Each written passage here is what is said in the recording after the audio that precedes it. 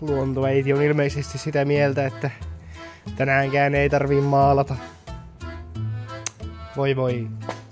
Voi voi voi voi voi. Kyllä on ihmisellä niin pienet ongelmat, että heti harmittaa, jos vapun jälkeen sataa lunta. Tai ei ole kaaraa vappuna, millä mennä paraateihin.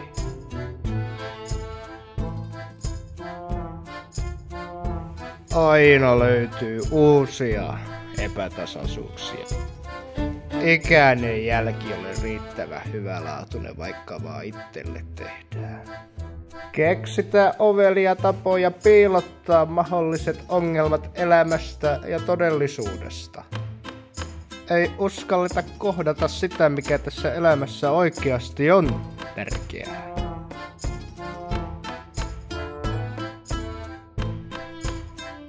Silti, kun kaikki tällaiset vastoinkäymiset osuu yhden miehen kohdalle, niin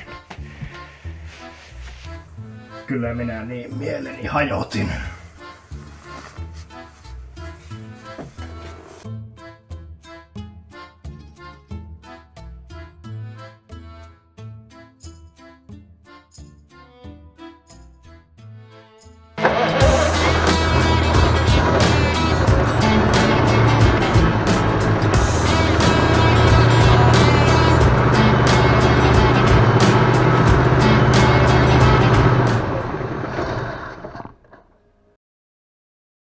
Ja päivän ensimmäinen testaus tulee nyt on uusi puhaltimen kytkin, että oliko...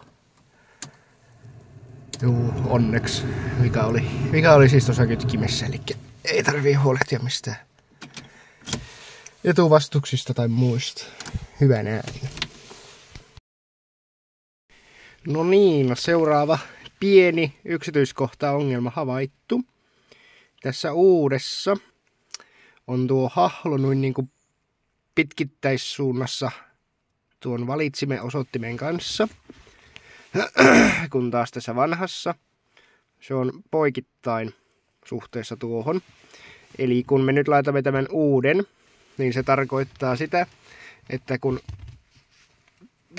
puhallin on nollassa, niin tämä mittari osoittaa tuonne kolmoseen ja siitä pitää kääntää alaspäin. Kun taas tällä se olisi niin kuin näin, että se olisi tuolla nollassa tuo ja se kääntyisi siitä. Mä yritin, mutta nämähän ei keskenään passaa. Tämä on sen verran vissiin pitempi tai jotakin muuta, että ne ei siihen tykännyt istua. Mutta sen kanssa nyt varmaan eletään sitten. Kyllä mä nyt tuli siihen, että kun näin tarkkaa hommaa on ruvettu, niin ei ruveta tässä kohtaa luovuttamaan. Pitää pikkasen hioskella tuota kärkiä tuosta, että saadaan se sujahtamaan tuonne, niin sillähän tästä päästään. Ai että kyllä on... Oho. Kyllä on kiva tehdä, kun hommat onnistuu. Tässä on näköjään 4 vaihetta. No.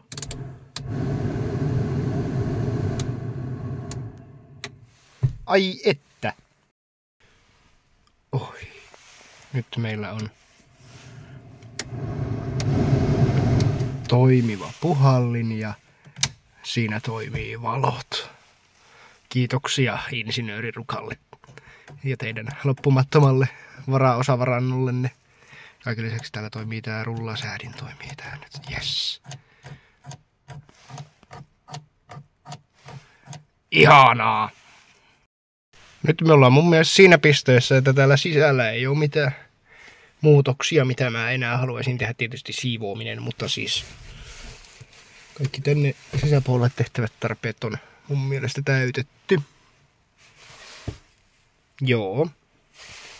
Pelittääks tää?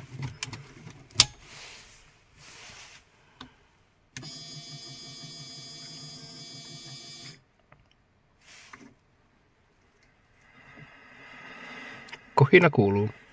Sitten meillä on seuraava osa kaasuttimen purku ja sinne sisuskalut. Joo, ei kai siinä. Ja itselleni vain pieni muistutus, että kummin päin nuo johdot menee. Hetkinen. Oottakaapas nyt. Tuo tuli tuonne ja...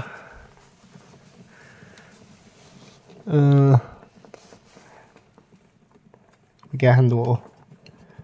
Tuo on vissiin mustavalkoinen ja olisiko se... Oho. Elääpäs nyt. Ruppea. Sisälukaari irti. Joo. Siitä purkain.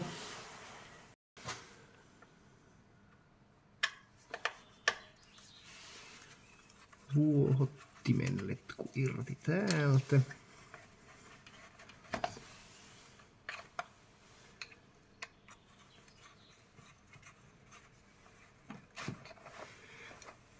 Tai jos tätä nyt letkuksi voi sanoa, ehkä tämä on enemmän putki. Tässä kohtaa letku joustaa nimittäin. Noin. Tuolta pilli irti. Noin.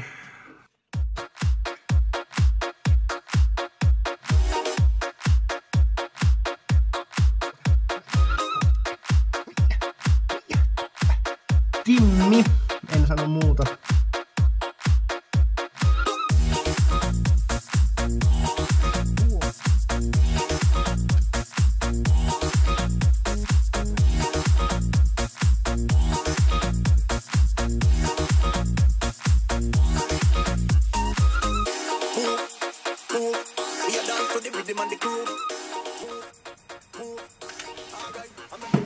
Sitten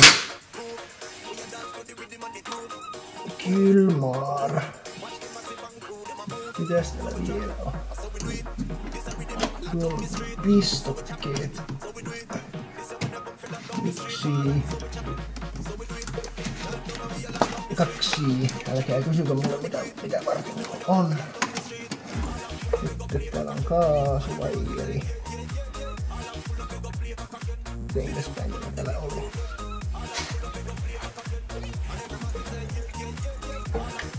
Tuosta tuommoinen liiti. Onks vielä? Vielä oli yksi liiti. Kauhea määrä sähköjä yhdessä kaasuttamassa. Noin.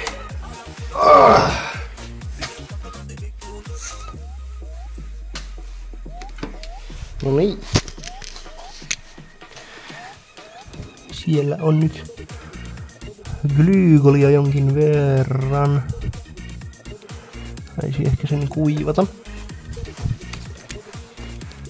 Löydetään nyt rätti. Tuommoinen Lapista tuotu muisto teepaita käy ihan hyvin. Tähänhän ei tarvittis paljain käsin niikseen kosketella, mutta jos nyt ihan pikkasen vaan.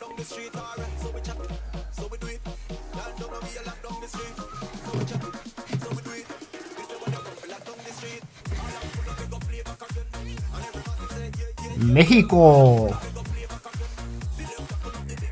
Sitäkin mä en vielä miettimään, että eihän se ole sanottu, vaikka se on reikä tässä itse bensaletkussa, kun tämä on tämän verran vanha. Olisikohan tämä 8 millistä vai 10 vois hakea 6 pätkän, ei varmaan ois pahitteeksi.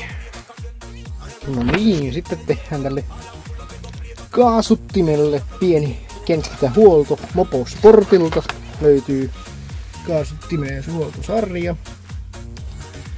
Se siis pikkasen nokottaa bensiiniä tuo kaasutin. Sehän ei ole nykypensoilla mitään. Minne mä teet laitan? Älä kaadu. Niin, olin sanomassa, että tämähän nokotti pikkasen bensiiniä siinä. Se ei oo nykypensoilla mikään ihme, että kaasuttimesta vähän nuo kalvot kärsii. Nykyään läträtään sitä etanolia ja kaikkia muuta näihin sekaan. Se tuppaa nämä sitten syömään aika äkisti. Katsotaanpas. Tuonne vaihdetaan ainakin kiihdytyspumpu. Mikäs se naps oli? Pahvi onneksi. Kiihdytyspumpun kalvo tänne. Tämä vuotaa usein, jos joku kaasuttimessa valskaa, niin se on yleensä tuo.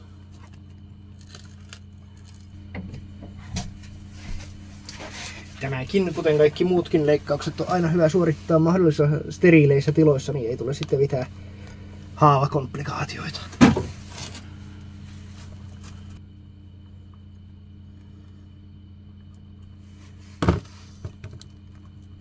Jaha. Varsin erikoista.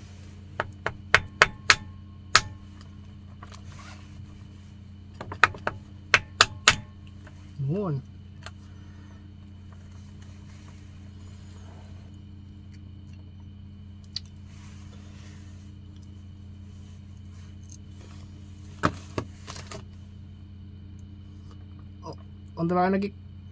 On tämä ainakin kuiva, jos ei mitään muuta.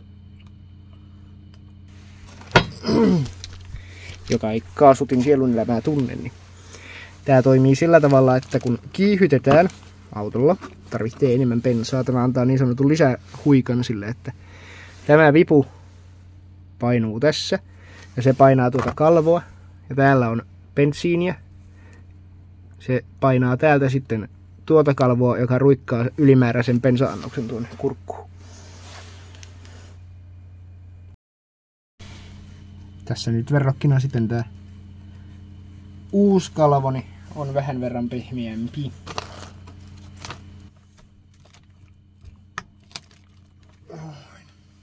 No niin, se istuu siellä. Bensaletkua en laita vielä paikalle, jos mä sen siihen uusisin. Kerron hetkinen.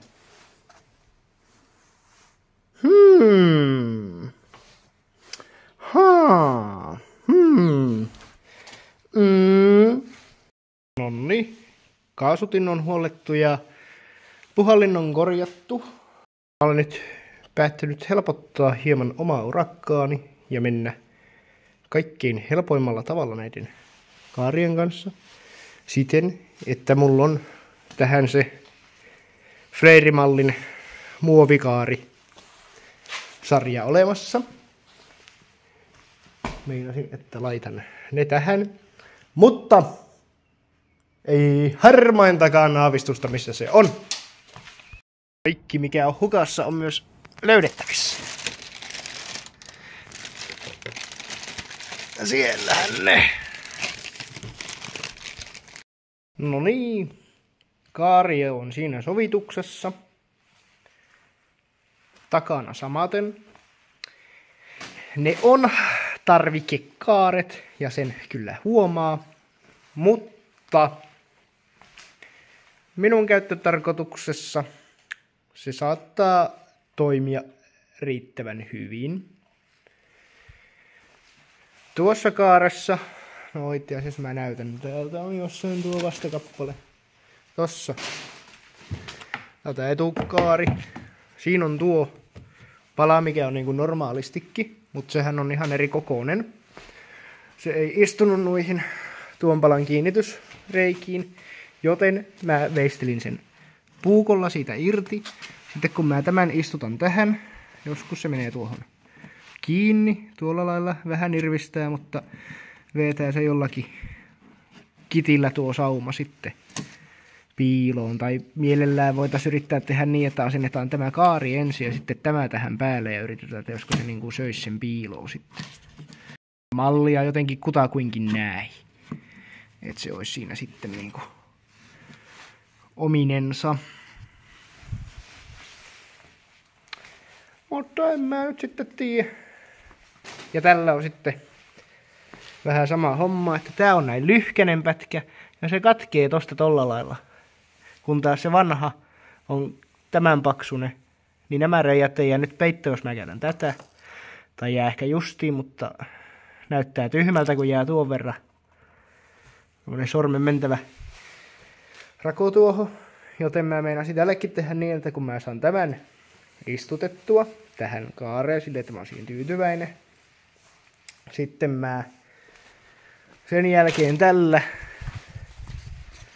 sämplään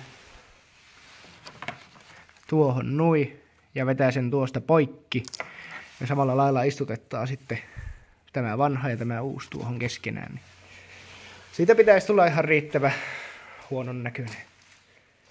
Se on vissiin tämä nyt sitten, kun nämä menee siihen Flair-malliin tai johonkin, niin siinä on varmaan vähän erilaiset nuo listatukset. Että se ei ihan suorilteen mätsää tämän kanssa, mutta kyllä kun tästä takaa katsoo, niin tää tulee aika... En mä tiedä miten se teille ja miten paljon kamera vääristää, mutta tästä mistä mä katson, niin tulee ihan silleen puoliröyhkiän näköinen. Tämähän tehdään vaan siitä syystä, että minä vähennän tällä laiskuuttani omaa maalaamistarvetta ja hitsaamistarvetta, kun peitetään nuo lokaarit Mersulta opitulla kaavalla, eli pannaan koristekaaret paikalle, niin kukaan ei näe sinne alle. Toki en tiedä, kenen mielestä nuo on koristekaaret, mutta mun pitää ostaa seuraavalle kerralle, kun mä tuun, niin mä menen sinne nippusiteelle. Nippusiteellä juurikin. Popniitille. Vetästä tuonne sitten kiinni, niin pitää ostaa varmaan uusi popniittipyssy, kun mulla ei taida olla. Eikä tiedä, onko mulla niittejäkään. Toinen vaihtoehto olisi vetää ne tuolta. Tässähän on reijät. Että vetäisi IP-ruuilla tuonne vaan, mutta se on vähän nyt kumminkin sitten hazardi mun mielestä. Ehkä. Katsotaan.